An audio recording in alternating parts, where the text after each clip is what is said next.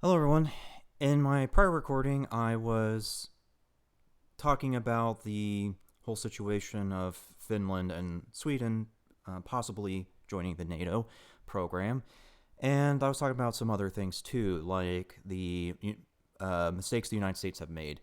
In that recording, I was very distracted because there was a lot of information I was trying to process, and also it didn't help that I was laughing during a lot of it. Because let's be real, the mistakes that the United States make with their decisions is laughable at best. But, anyways, I will try to explain everything in regards to that while also talking about some other things that just don't make sense to me.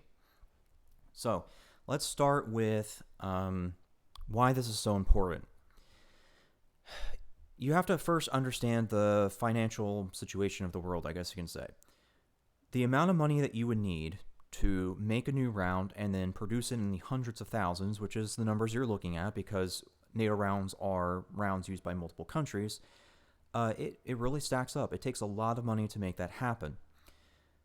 In that particular situation, it's more efficient to just make a giant pot of money and then have people, well, multiple people, put money in that pot and then use that money to make that round.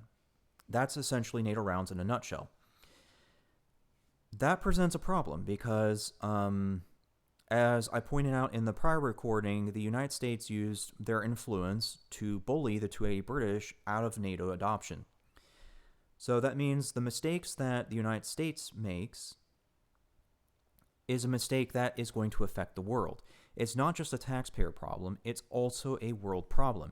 You see, a lot of countries that just don't have that kind of financial horsepower to do things on their own are going to have to rely on NATO rounds. That means whenever the United States forces rounds like the 5.56 NATO or 7.62 NATO on the world, those countries are forced to adapt new tactics adopt new tactics because they have to work around the issues that are involved with those rounds. As the war in the Middle East proved, the 5.56 NATO just does not have the range necessary to engage effectively at the longer distances involved with very, very large battlefields like that. So yes, there is a very good reason that NATO rounds need to be discussed. Okay, so now that we've laid out the groundwork as to why this is important, now let's talk about the rounds themselves.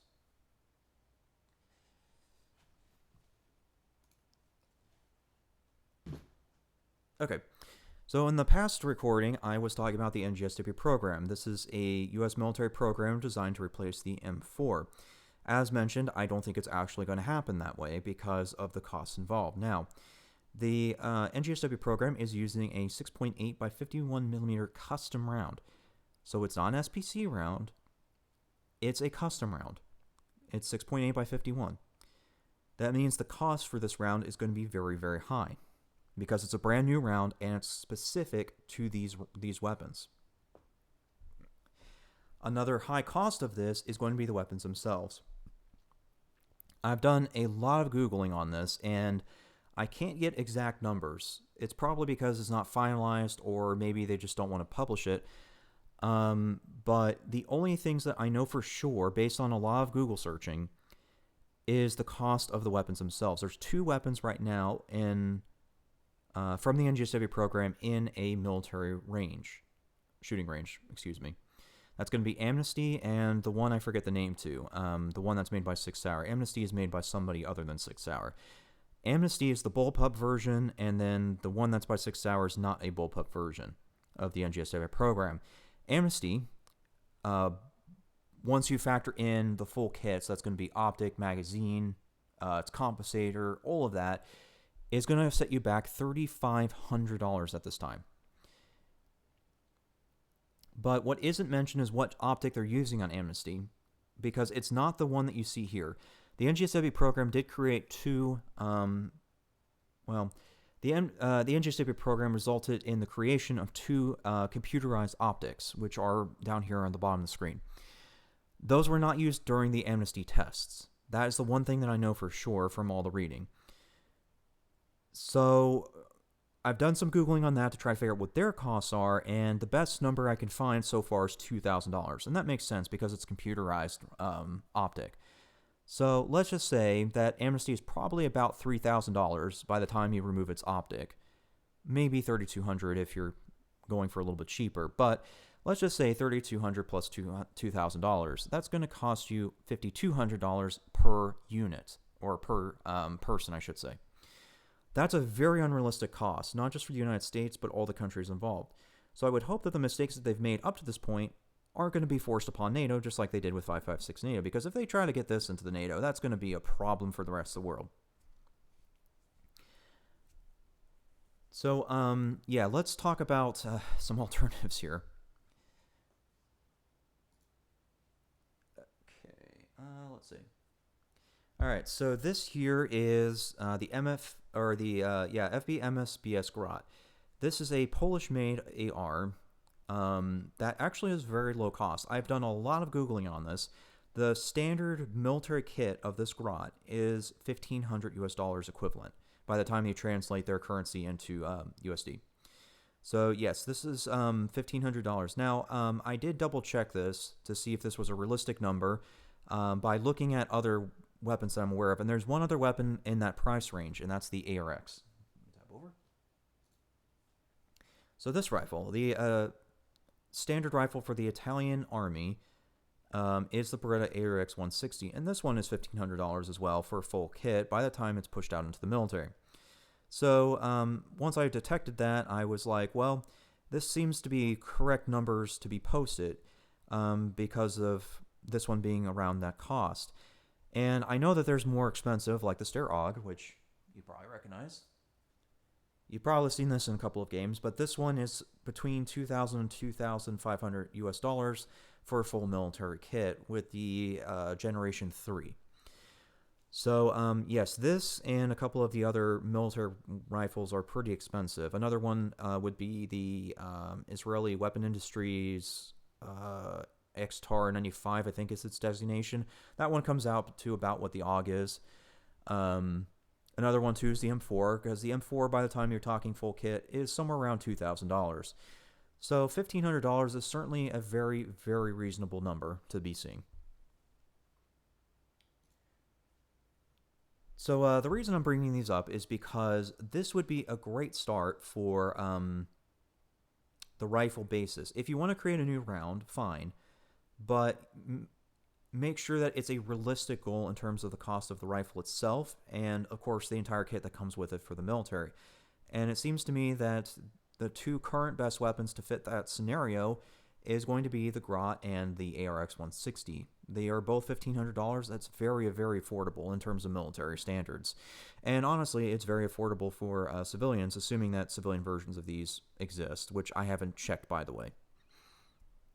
But, yeah, moving on. So we need to talk about the next mistake, and that's body armor.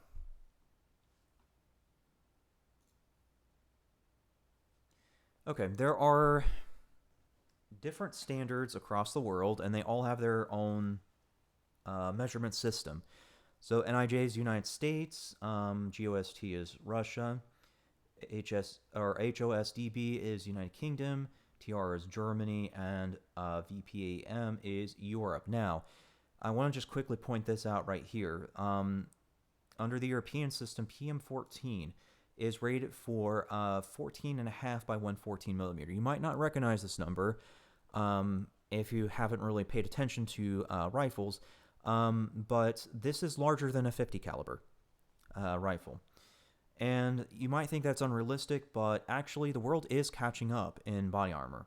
Here is a video on the Lifeline body armor. I'll link it in the description. This particular body armor was designed to stop 50 BMG rounds.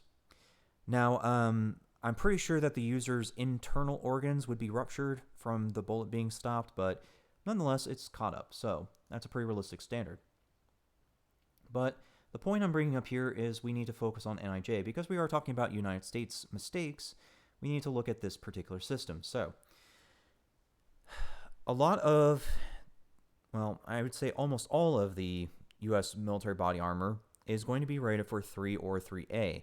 You'll notice very quickly why this is a mistake. It's because if you look at Type 4, it is conditioned armor against armor-piercing rifle rounds.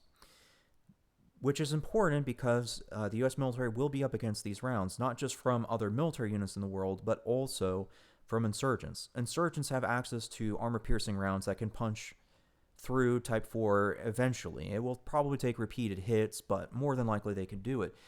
So honestly, 3A and 3 is not good ratings to have for the U.S. military because it is inferior to Type 4 in certain regards. But that's just the body armor. Now the helmet is going to be 2A at best. Now there's a reason that the helmet is going to be a lower rating than the body armor. That's because the kinetic energy coming from stopping a bullet to the helmet would definitely snap your neck if it's enough energy to do so. So you definitely don't want to do that. But again, that's another design mistake. And I will certainly go over all this. First, let me just go ahead and point out a couple things before we get into this discussion. So whenever you Google military body armor, just look for its name. They all have names for themselves. So this one, the Interceptor body armor, is from the early 2000s. You'll notice it says 3A, so that's how you check. Just look for the individual name of the U.S. body armor, and then just Google it, and it will tell you. All of it's very public records, so it's not hard to find. The other thing I want to point out is the Liette neck braces, which are neck braces designed for motorcycle competition and racing.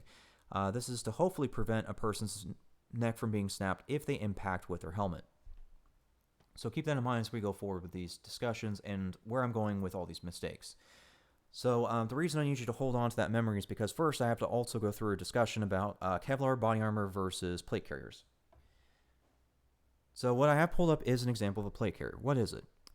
Well, plate carriers are differently designed than Kevlar body armor in that they don't have a second layer of defense. You see, with Kevlar body armor, they have the fabric layer to stop the bullet, and then underneath that fabric layer is going to be ceramic plates. If the bullet is able to force its way through the Kevlar protection, then that ceramic plate is designed to stop the bullet from going any further.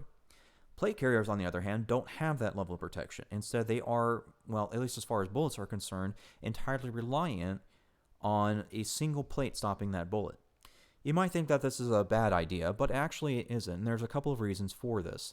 From a science perspective, it's possible to advance plate carrier defense at a rate better than fabric-based defenses like Kevlar, and that's because, fabrics have their limits. Sure, there is fabric out there that's carbon fiber reinforced, but even that has its limits. Metal, on the other hand, doesn't really have too much of a limit because you can scale it up as the protection goes up, whereas with fabric you really can't. It does eventually have its limitation. So most plate carriers are made with steel, and even then, when they're made with steel, they're still capable of stopping arm penetration rounds. So they are capable of Type 4. And so that's just steel. Think about that for a moment. You could definitely go further with that, like going up to titanium, for example.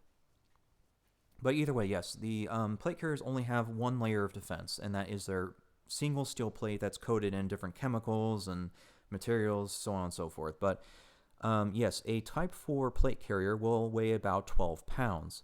To put that in perspective, the last Type 4 used by the U.S. military was 30 pounds.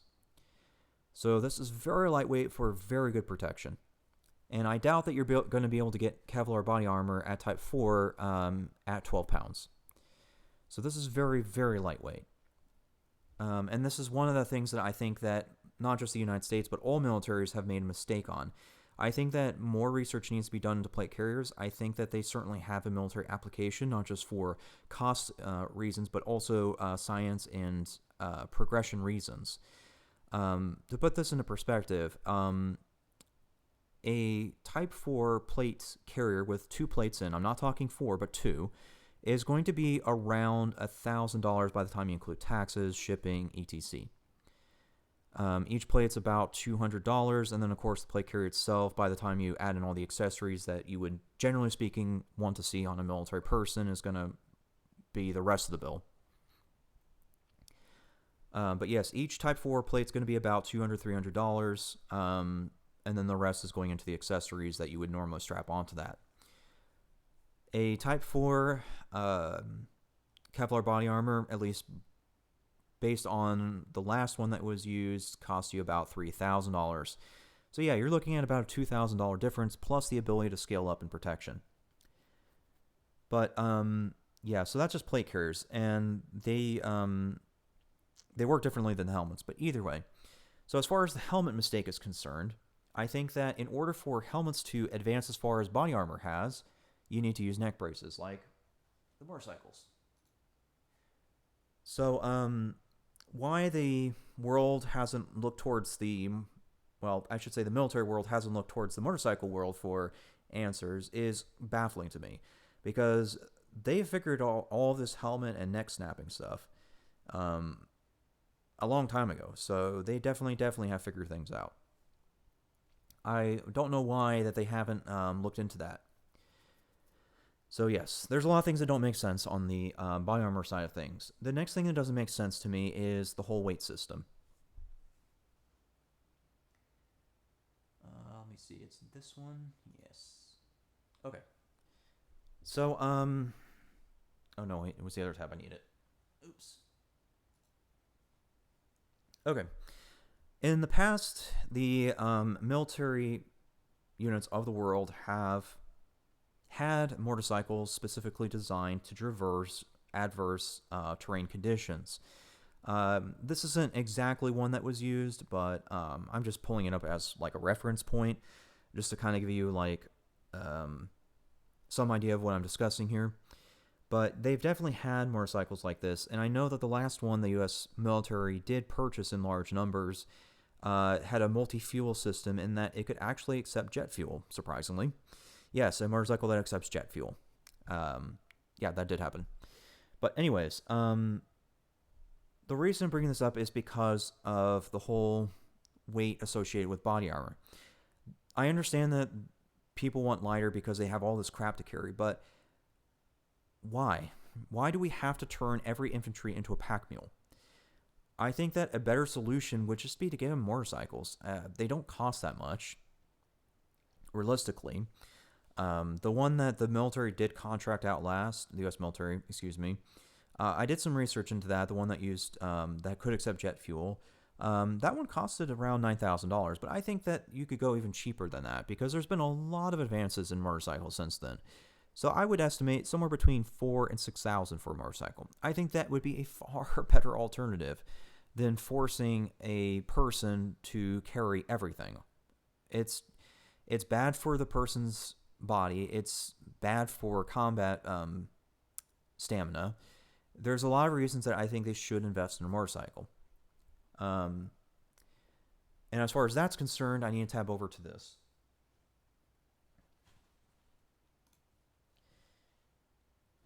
There's a really great video here by this YouTube channel on motorcycles and kind of their issues with advancing. I'll let this YouTube video explain all that to you, but I do think it's possible to create a brand new motorcycle using the newer green technologies, not the carbon ones, or I'm sorry, not carbon, hydrogen. Because I don't agree with the whole hydrogen topic, and I'll explain that in a second. But I think that you could certainly create maybe an ethanol fuel cell or something, base motorcycle that would work for the military and hopefully reduce how much these people are carrying, because it really is unrealistic. But yeah, that's another mistake that I think needs to be addressed. Let's see. Okay, so let's talk about that now, because this is a mistake not just on the civilian side, but also the military side. So a lot of the world is pushing for green technologies. Fine, that's great. But the problem is that I think they're on the wrong track for that, because a lot of the world is pushing for hydrogen fuel cells. The reason I think it's a mistake is because you have to look at how you acquire that material, because you have to use, well, I should say one way you can get to it is using electrolysis and basically getting it out of water. Well, water is already becoming a problem because that is starting to dry up in a lot of areas. The last thing you want to do is push for a green world that's using a material that's drying up. So in that regard, I think that actually the best thing that the world can do, not just for the civilians and military, but is to look at other fuel cells, like ethanol fuel cells, which are currently being used in South America. So ethanol fuel cells in South America are getting their ethanol from sugarcane. Now, plants obviously use water too, but I think with the science that we have available to us, it would be possible to create a genetically altered plant of some kind, and I don't know if it's going to be sugarcane per se. This is all well above my head, but I'm just saying that it should be possible to create a genetically altered plant that maybe would require less water while producing a good amount of ethanol. If that can be done, then yes, I think that the military and civilian world would have a much better supply of fuel that is not going to be using a resource, or at least uses less of a resource that's getting kind of scarce. So I would hope that that research is pushed through. Kind of related to the whole green technology, this one's more specific to the military, and I failed to pull it up. But one thing that hasn't really made sense to me is why the military continues to use jet fuel engines. There was some research done by NASA some time ago, and I'll link it in the description, but it's called Xenon Ion Engines. What it is basically xenon being introduced into the engine, and then it's uses electricity to ignite that gas, more or less. So there's a couple reasons that Xenon Ion Engines have my attention. As a technology person, I'm used to thinking well ahead, because I know that by the time that I think something, it's probably going to already be done. That's how the technology world works. So Xenon Ion Engines, I think, is under the same concept in that I think that they probably have something right in terms of not just how the propulsion is handled, but also that it might potentially be green technology. And it might also help with engineering. There is a military program in Japan that should be a pretty good example of this, and I failed to pull up as well. It's the Mitsubishi FX program.